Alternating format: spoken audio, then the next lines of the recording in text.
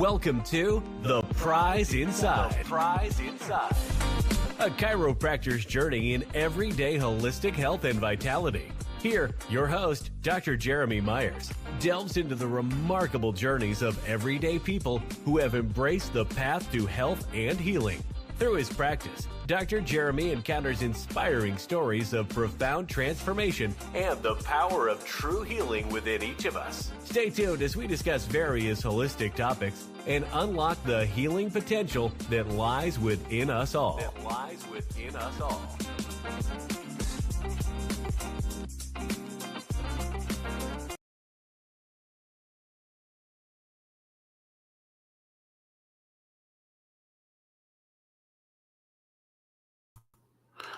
All right, welcome everybody. I don't know why that's doing a show on stage. Give me something. I don't know why my thing's so small. Hang on. Nope. There it is. Okay, sorry about that. The technology I feel like I'm getting better, but that could be a lie. I could be totally telling myself a lie, and that's how that goes. All right, well, welcome everybody to Whole Health Weekly. We are talking about every Wednesday. We go through the latest trends in health and healing. So what I like to do is this time we kind of like look for things that are in topics, and I look for I got a pretty good crowd tonight. So make sure if you have a question or something we should go over, put it in the comments below. And if I can answer it quickly, I will. If not, I'll research it and get back to you. And so what we do is, like, if you think about TikTok trends, social media trends, those kind of things, there's a lot of health information on there. Why not figure out if it's something in the holistic perspective, or is it just kind of something that maybe it's not worth your trying? So sometimes that's the way it goes. But sometimes there's some legit stuffs to it. So the other day it was like castor oil patches or, things they put on there, and there could be a lot of huge benefits to that. So we kind of go through it together and see what I look for, right, when I'm looking at certain ones, because in my office daily, everybody's getting a new something online that could be good, could be bad, and so what do you do with that information? And that's what tonight is all about. But first, we talk about chiropractic principles. Okay, so there's 33 chiropractic principles. That's what our kind of profession is based on. And we are on, this is episode 12. So we're on principle number 12. So in a breakdown of this, the idea behind the chiropractic principles, we believe in our material body. Each cell of the body is run by an intelligence within. We call that innate intelligence. Okay, so that it has its own built-in intelligence system. Okay, so think about your computer running and being able to run in the background and do all the different programs. It's that intelligence, that energy within each cell that allows the body to do what it's supposed to. With this innate intelligence, the world that we currently live in, the world has its own universal intelligence. So think of gravity. So gravity pulls everything down to the earth, or else we'd all float away. And so that is the intelligence that the earth kind of has, that gravity aspect to it, right? And then our matter, or our cells, created the innate intelligence to build muscles and bones so that we can go throughout that gravity, right? And so that's kind of a basic baseline of kind of the gist of what we're going through. And our concept of chiropractic is very simple. This innate intelligence of our human body is perfect. It always has been. It's just, is it being interfered with? And so that's what it kind of goes through. So I give that rundown because before I was like trying to name all the principles, and now we're up to like 12. So we're going to run through the principle and then kind of explain it. So here is chiropractic principle number 12. Number 12, guys. interference with transmission of universal forces. So there can be interference with the transmission of universal forces. So what this gets to is there's this universal energy, and if you interfere, so when when your body uses this innate intelligence, it uses your cells, and how it uses your cells is through creating energy. Okay, so that energy is how your body communicates and all those different things. How it moves, communicates, feels, those kind of things. There can be interferences in that system, and that's where chiropractic strives. The way we think of these interferences is thoughts, toxins, trauma. Okay. And a lot of you that have been with me for a while have heard me say this 1,000 times. Those three key factors, environmental as well, right? So that's in there. That'd be kind of considered a toxin, but thoughts, your mental well-being, the toxins, the things that can be outside of your body, or what you eat, electromagnetic frequency radiation, all those things can end up being toxins to your body and interfere with that intelligence being perfect. Okay. And so thoughts, toxins, and then trauma, obviously you fall off a ladder, you interfere with the way that joint is moving, then that joint interferes with the nervous system interference, and that interference starts giving you issues. And I just have one more thing before we start. A shout out to Myers Chiropractic West, Dr. Thane Orban. Sure, I should have some music. It's his 1 year, baby. He's been out there 1 full year, man. So he's over there full time now and kicking butt. So you need a chiropractic stuff. It's a really cute office too. So I just so super proud of the kid. He's doing really well. It's hard to build, but he's kicking rear end. So that is awesome. All right. So let's get started with, I'll start with this one article. It's called Medical News Daily, because I want to go into the medical world first tonight and then see if there's anything. Well, yeah, let's start with this one, and then I'll circle back to Gina, my TikTok expert, and she gave me a topic tonight. So that will be really important to understand as we go. Okay. I found this article that is pretty good. Is brain inflammation the core of cognitive decline? So we're going to read this article real quick. So this article is done by, it was written by Maria Cahoot. She's a PhD. Okay. And so I don't read the whole article, but researchers have identified various potential risk factors and causes for cognitive decline, which can sometimes be a sign of dementia. One of these is brain inflammation. Some recent studies have looked both at what might trigger this inflammation and at potential avenues to treat or prevent cognitive decline. An increasing amount of research has also been linking Alzheimer's disease to herpes viruses, particularly the one that causes cold sores. Other studies have linked the use of certain drugs like vaccines, antibiotics, and other even over-the-counter anti-inflammatories such as ibuprofen and aspirin to lower the risk of infection of dementia.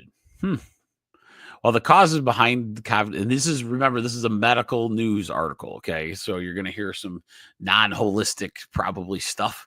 So, and then we'll break it out and see what they're thinking. While the causes behind cognitive decline, and more importantly, dementia, remain uncertain, researchers have taken huge leaps towards identifying contributing factors.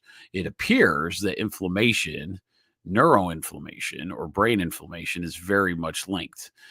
A question then arises, what triggers it? A lot of times they're thinking, so in the medical world, they're thinking viral infections, and that would get there. Okay. So I think that's it in the article that All right. Yeah. So let's start with that. So that's an interesting concept because so when you look at it, brain inflammation, one of the biggest problems with all brain anythings, okay? And I'm going to give you a different perspective on this as well. There a lot of times it was if you remember CTE or any kind of brain injury, post concussion, uh, brain injuries per se. One of the biggest problems that you have with any of those is that it's really hard to get healing cells, right? Healing cells of the human body into that area. Your blood supply to your brain is super restricted, like protected and limited. And so, because of that, and it has this blood brain barrier that doesn't allow the blood to like touch your brain, those kind of things. So, it's a very intricate, very, very intricate process. The problem with that, a lot of times, is that it actually leads to issues of it's harder to heal, right? And so any kind of situation like that can lead to those things. Brain inflammation in their article is very good. I don't mind that part at all. What their reasons why it happens, I'm not so sure. It's just the herpes virus from cold sores, right? Now they might see that in like one or two cases, but why is it so big? Why is there Alzheimer's and all these dementias? I'm going to give you a couple interesting ones. Think of our diet. One of the things that we have now is our entire diet, the food that we eat, is what they call pro-inflammatory. Okay. So everything that you can think of in processed food stimulates the inflammation process. Why? Because most of the things we eat are foreign invaders. They're chemicals. They're not necessarily real food. So then your body has this issue of having this real food. It has to discern between fake food and real food. We kind of went through that with sugar last week. So I'll do it again. So how it works, hopefully I can get this, my camera. Okay. So this is we're going to say this is the chemical. Oh, sorry, guys. This is the chemical makeup of sugar. You got, for those that are listening on the audio, I got half a piece of paper and I cut it I made a little like tear off of one section. What your body and all the chemists do, the food chemistry people, is they create let's say a truck. So they create this chemical truck that is bringing in the sugar that you're going to be able to use to eat and digest. So once that truck gets in to your body, it drops off the sugar, right? And then your body uses that sugar. And then the truck is sitting around. Now, the problem is no one knows what the truck does. Like the human body is like, if there's no sugar there, what is it? What is that truck? So then all of a sudden, what happens? The innate intelligence of your body decides that this is a foreign invader. And if it is a foreign invader, what's the system? We just went through, if you get on my Rumble channel, I'll get that up there too. If you get up on my Rumble channel, our last one was on inflammation, and we talk about this at length. The inflammatory process comes in. So there's like 8 or 9 cells that'll come in and try to attack this truck to get rid of it, because that's the problem. So that is one of the reasons why inflammation is so deadly, honestly. And it's one of those things where, because the world that we're living in currently is so pro-inflammatory, that I think it's more diet related than actual some kind of viral related or any of those kind of things. Typically, we're starting to see these type of things when you have that much inflammation in your body. You're going to have this inflammation in the brain, but then the problem with the brain is you can't get rid of the inflammation as fast. Okay. And so I think a lot of people have that issue. Headaches, long COVID. That's one of the ones that I'm noticing, if somebody goes into a really good kind of non-sugar like something where they're eating really clean, they can get somewhere pretty quicker than they were with just suffering with this long COVID. Speaking of that, let me get on there. I'm going to make sure that I put in my Rumble channel. You guys, I'm up to 25 subscribers on Rumble. I'm super pumped about that. It's kind of fun. It's a lot of fun, actually. So, yeah, as you can see, I'm pretty addicted to this. So that was a good medical one, because if you understand the role of medicals looking for the cause in some kind of exact viral, right? But they really show you through the study that they did that the brain inflammation is a big problem. Now, you don't have to agree with what they say is the reason behind that. Like, I don't think that's it. I think it's more chronic, the way we eat, the processed foods we've done, the fake sugars we've put in every day.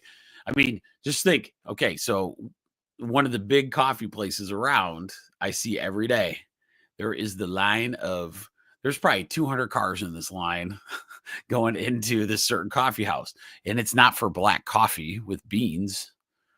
It's for the lattes. It's for those things. And all of those things are made of sugars that are not real. And they have the truck involved. So you're guaranteed going to have inflammation on that. Okay. So hopefully that makes sense. And make sure, guys, if you want to, do some chatting, post it in that little comment area if you want to.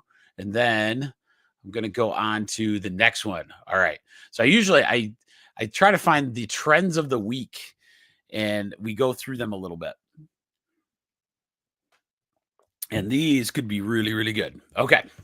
So this week's trend, and it's still kind of a hot topic from the couple last weeks. It hasn't changed a lot in the health world. Advances in genetic testing and AI are driving tailored dietary plans that consider individual DNA, microbiome, and health goals. This week, there's buzz around how these technologies are becoming more accessible, with companies offering at-home kits, analyzing their gut health, and recommend specific foods or supplements. Gut health itself remains a focal point, with new studies highlighting its link to mental health and immunity. Probiotics, prebiotics, fermented foods are seeing a surge in interest alongside personal gut microbiome testing, as people seek evidence-based ways to optimize their digestion, overall wellness. So that's a really good one. If you've been with me a long time, you know that that's a very big focus on what we talk about almost every week. I got onto the gut microbiome a bunch of years ago. We have over 4 trillion different gut bacteria, microbiome in our body. We still haven't scientifically or researched all of them. We know a few of them, though. And a lot of times when you have a intolerance, you can, like let's say a gluten intolerance or a lactose intolerance, and it depends on how serious the problem is. But sometimes you can actually reverse the issue, just like, they used to say, once you got diabetes, what do they call it, type 2? Once you got diabetes 2, you're done. There's no reversal to it. That is not true. You can actually reverse all of that stuff. It just depends on the severity and how long you're going to be doing it. But with the gut microbiome, that's the same thing. That's why in our old days, we used to eat. Think about how our ancestors ate. Okay. Why was there such thing as 5-course meals? Okay. And this is one, they do another video on this, on gut health in general. Well, what you did at a 5-course meal is that you ate something in the beginning. So you got your digestive process going. A lot of those people would call those bitters. Bitters were like a small little alcohol, peppermint, something to get the process of digestion going. And then you started with a soup or a salad. So the soup or a salad, actually, a lot of times that soup was able to not have to get digested right away. And so you did the soup. all of that good nutrients, if it was a good organic thing, all that good nutrients was diving into your gut, helping you start to digest. Then you had your meal, right? And then you had the cool down part. So there's a reason they did all of these things. And here's the other one that's key.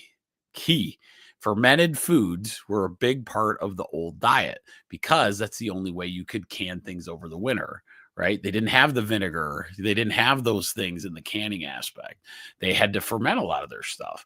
And that fermentation built that the fermented foods are your best bet by far for probiotic type, all these different gut bacteria. And so if you can get into fermented food somehow, there's tons. Kimchi, my favorite sauerkraut, I got a video somewhere, lemon dill sauerkraut.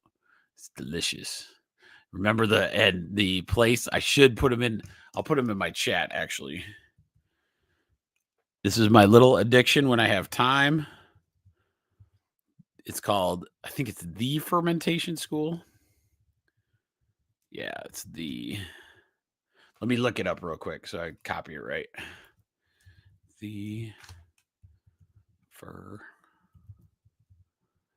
Oh, there it is. Yeah. Okay. Here's the link. This place is awesome. So they have small little classes. They have small little classes, like really small. So like if there's something on there, there's tons of little like small sectional like educational materials. Very reasonable, like $35 for whatever you're thinking, but they walk you through how to do it. That's where I got the lemon dill idea for sauerkraut, and it does not taste like sauerkraut. And it is totally different. You can have it with like meat, put it in a salad. You wouldn't think you're eating sauerkraut, but you've had all the fermented stuff. So when they talk about a lot of those gut microbiome, it's not just about probiotics, right? So we know we have to have some fiber in there. So that's what the prebiotics for. So the prebiotic is the food for the gut bacteria. Okay. So just remember that. Okay. So then our next trend. So gut microbiome, huge this week. Oh, we didn't talk about the other one. I'm a hit and miss on the genetic testing. Okay. And I'll tell you why. That's been around a lot longer than they're giving it to. It's great. I don't know how accurate for the price of it will be. Now, here's my take on it. Where do you live? Where were your ancestors from? A lot of those things will give you more information than like a specific genetic testing type thing. Were you born in Ireland? So maybe looking up, herbs of Ireland would be a better move than herbs of China, like that kind of situation. So a lot of times I think it could be good. You never know. I'm not going to say no to it, but sometimes some of those things, they can be a money grab. If I don't mean to be that way, but they can be. So that's my take on those. Okay. All right. Let's see if there's any good stuff. We went through wearable devices. All right. Oh, this is cool. Okay. So on this non-scientific, so I was looking up. So I wanted scientific and non-scientific or holistic. Holistic front, energy-based practices are making waves. So sound healing, which I do have a video on that, by the way. Reiki and chakra balancing are being embraced for their stress relieving and emotional benefits, even as scientific validation remains limited. This week, virtual sessions for these modalities are trending, offering accessibility and community connection.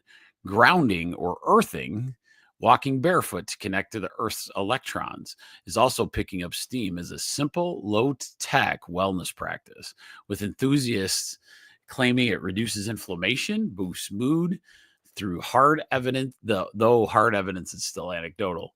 I love grounding. I think that is it kind of changed my world.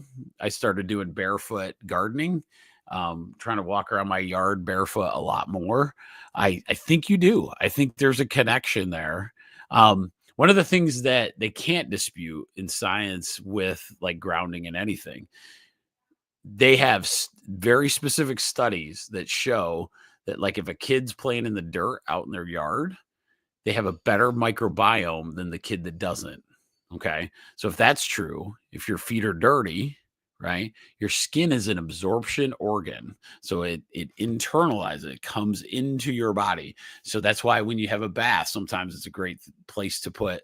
One of my chiropractors years ago showed us like if you had an elderly parent or patient or, something you're taking care of, and they're not big pill people, right? It's kind of tough, or they're very frail. A lot of times they'll tell them to take a bath, but then put it like a liquid multivitamin into the bath. And a lot of times they'll absorb it through the skin. And that could be a really nice way to do a lot of those things, right? And so that's kind of a good one, to kind of think of as you're going. But that grounding idea is fantastic. Reiki, I don't know if anybody knows, I want to call it a massage energy technique where there is no touch. They're just moving the biofields that are around us. And so we have these chakras or biofields. You can call it whatever you'd like. And they literally are about 5 feet away. So we actually give off this energy, right?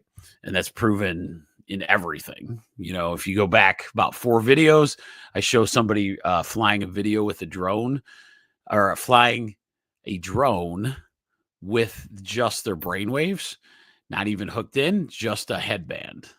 Okay. So those are real things. You can, it's the biofield is absolutely a real thing.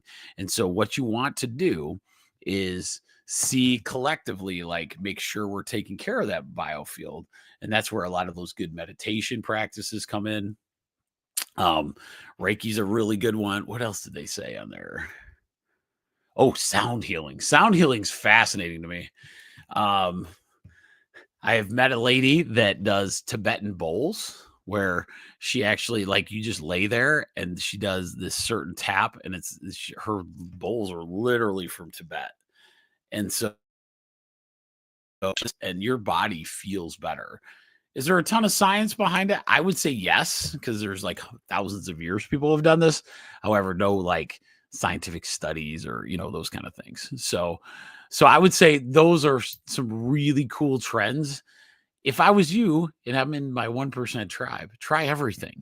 See what you like. There's a lot out there, and all it takes is one. I had an interview. I'll probably have him back on. One of guy who's fantastic interview.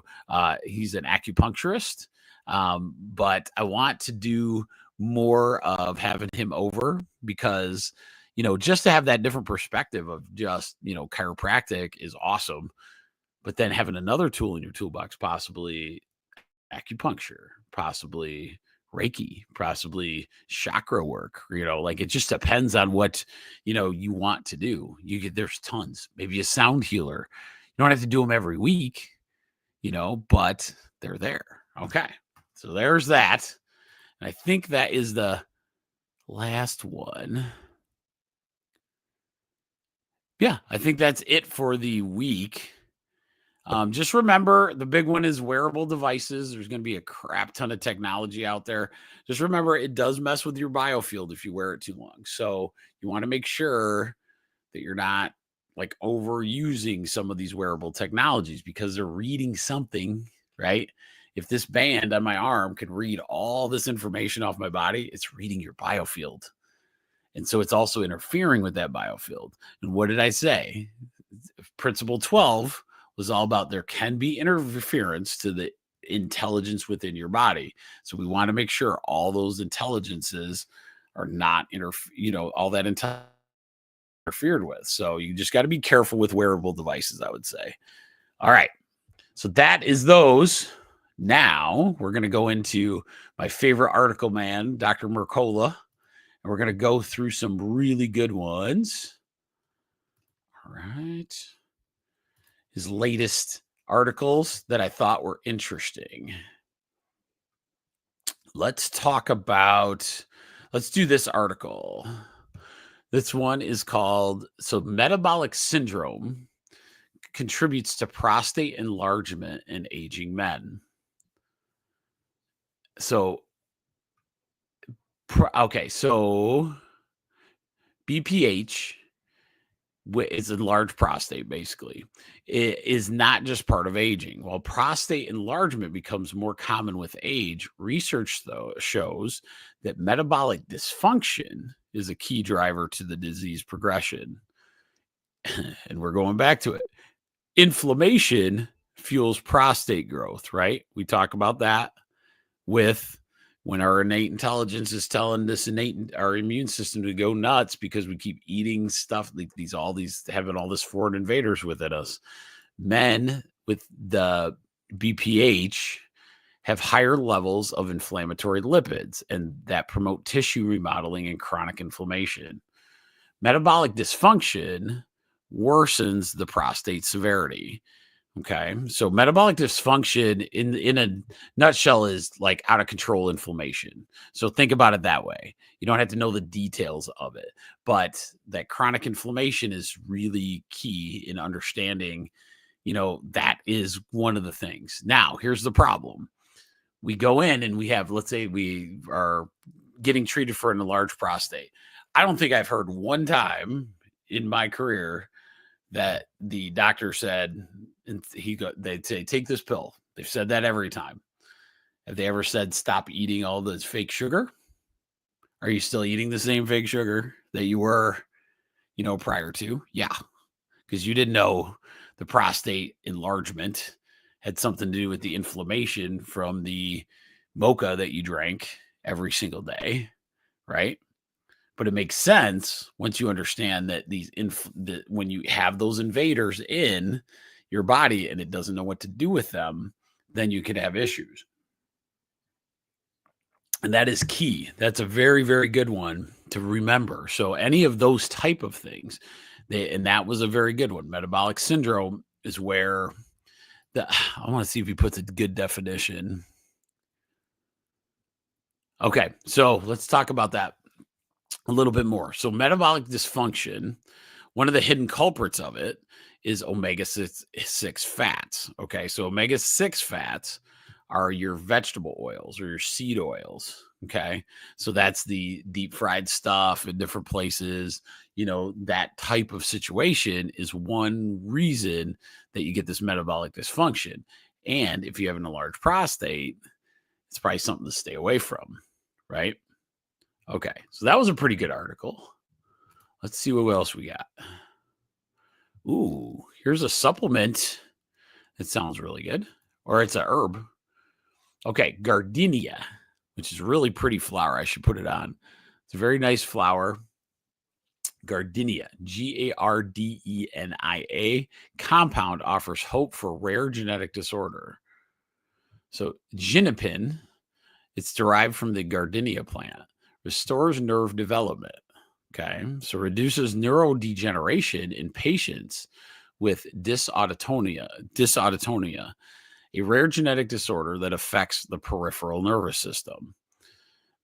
Originally discovered as a blue dye source, okay, in the 1980s, ginepin has evolved, and this spelling it, if you needed to find it, I'll look it up actually. See if the supplement's easy.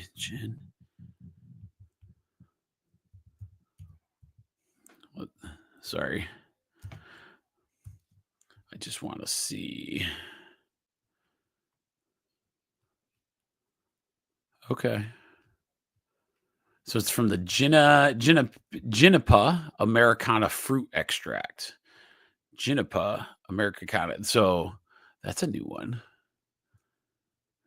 See how fascinating this stuff is from that fruit extract. Oh man, and it also does nitric oxide. That's awesome. Nitric oxide is a really good cellular mover. It oxidizes your body really well, gives you more pep in your step, good for blood, good for a lot of good blood circulation, those kind of things. So remember that ginepin works by interacting with the extracellular matrix and reorganizing cellular structure, promoting nerve repair and axon regeneration in both peripheral and central nervous system. I like doing this one at night on Wednesdays. I have not heard of this, and now I'm freaking out because that is crazy good study. And this could be something we could all look at. Studies show Ginepin protects against diabetic retinopathy by controlling advanced issues. We'll call it that, unless you want to hear it. Okay, so advanced glycation end products, which reducing oxidative stress, which helps prevent vision loss in diabetic patients. Wow, that's a powerful plant. So Ginepin. All right. Okay, so these are from the gardenias. Gardenias. Let me see if I can find a picture of it so you guys can look at this. Google Images.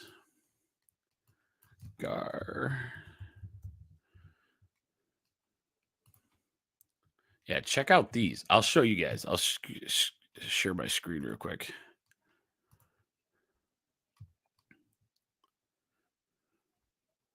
Where'd it go?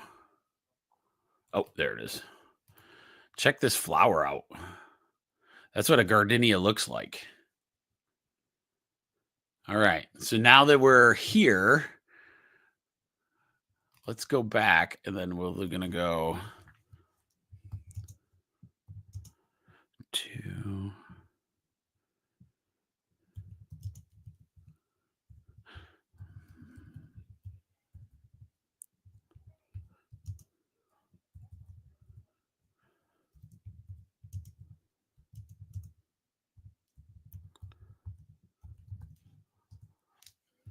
all right, cool. Okay. There is, yeah, so you can use it in tincture form. Wow, that's cool. Looks like, sorry for the pause there. So it looks like one of the things that's happening is you can do tincture, powder. It looks like it's a tincture, more maybe in the Chinese medicine world that I had not heard of. But when you have something that powerful in the neuroregenerative, any kind of neurodegenerative, you're going to want to look at. And if they've studied that, which is what that article just said, that's huge. And especially if they find, okay, so let me explain one other thing. So when you talk of that, there's a central nervous system, which is your brain, spinal cord. Okay. Your peripheral nervous system, which is every other nerve of the body from the spinal cord out. Okay. So think of it that way. There is a lot there. St. John's wort's probably the one I can think of like right off the bat, but there's not a ton of really good nerve healing, regenerative property herbs out there. Your body does a really good job of repairing those nerves, but like the brain, they're very hard to get healed up. And so a lot of times, if you can find good things like that, that could be a game changer, especially if diabetic retinopathy, that could be massively cool. So remember that one tonight. You've learned something with Jeremy. That's why I love this. I know it's very, very cool when you look at the situation like that. But as we grow that, find out how that goes. Oh, and if you ever want to find it and want a good resource other than like Amazon, because you don't know what you're getting, some of the supplements are great on Amazon. It's not a problem. But if you do this little QR code up here, it's called Fullscript. Fullscript is basically an Amazon, but I think there's 20 naturopaths that have vetted all the supplements in there, so they're good quality. And so I love that site. I put most of my patients in there. It's been fantastic, and it's the same exact price as Amazon. There's like no difference. You just know they have to go through a vetting process to get there. Okay. All right. So that was good. Gardenias. Here's a cool part. Think about that. Grow it in your garden. If they're that pretty, maybe dry them up and then maybe make them. So something that could be of interest. Okay. Let's see. All right, let's do this one. Man, it's hard to pick ones. Okay, let's do. Ooh, this one's kind of cool. This one's quick. Regular flossing of your teeth lowers risk of stroke and heart attack. Interesting. This is interesting. So we'll read through this article. Oral diseases now affect 3.5 billion people worldwide, making them the most widespread health conditions, yet many overlook their link to serious diseases. Poor oral hygiene contributes to chronic inflammation, increasing the risk of stroke and atrial fibrillation. But simple habits like flossing significantly reduce these risks. Wow, that's cool. A study presented by the American Stroke Association found that flossing at least once per week lowers the risk of ischemic stroke by 22% and heart-related strokes by 44%. Flossing also reduces the likelihood of atrial fibrillation by 12%, helping prevent blood clots that lead to heart failure and other cardiovascular complications. The reason it works is regular flossing helps lower systemic inflammation and it can reduce the mortality risk of a heart problem. That's crazy. That's a good one. Now, I can kind of discern if it was me and you showed me that article, what are they saying? One of the things that actually I talked to a patient today about this mouth health. So you got to think of your mouth as important as everything else, okay, in your digestive path. So a lot of times we don't think of, our mouth necessarily as our.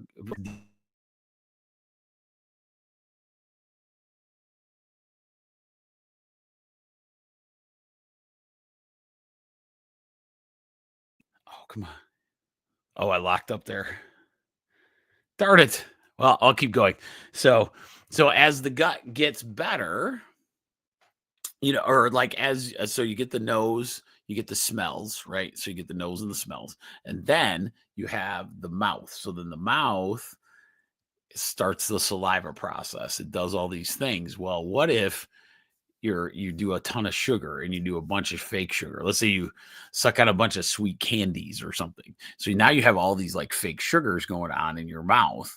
That sugar then collects in that mouth. And now you have a stimulation for this immune system because you think once it hits your mouth, let's say you have a jawbreaker candy. So that jawbreaker candy comes in, it's fake sugar.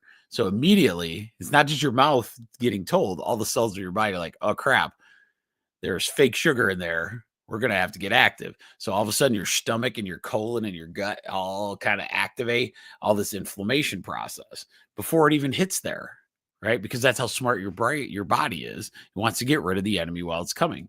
So that makes a lot of sense.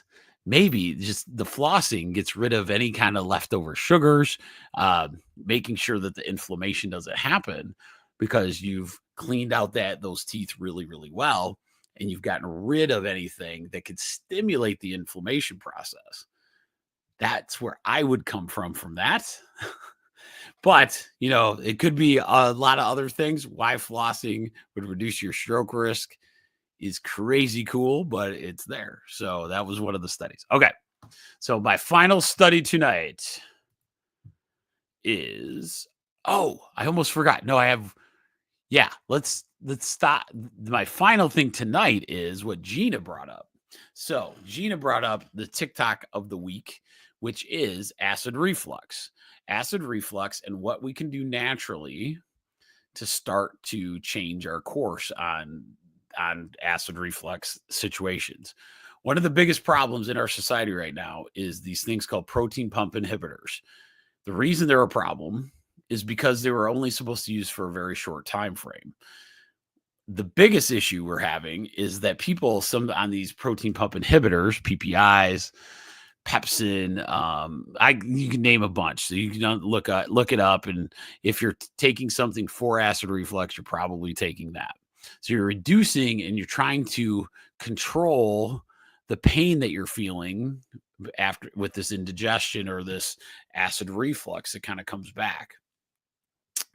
How do you do this naturally? And like there's several things that we have to do to get this right. Okay. So one of the problems is that with protein, the acid reflux, it's really causing a major problem in a lot of other things if you're on those for a prolonged period of time. That's the reason they only wanted you on it for like 60, 90 days so that your body doesn't have these issues. But now I have people on 10, 20 years on these protein pump inhibitors. So one of the things that you can do is start by fixing your gut microbiome, right? That's a big order. But one of the things I like the most is we want to try to reduce our acidity, okay? And there's a couple ways to do that. There's waters out there now that are like a higher pH. So acidic is a lower pH, right? And so if we're acidy, you're at a lower pH. Some of these waters, there's one in particular, I know the brand is Essentia. They try to keep their water up here at a higher pH level.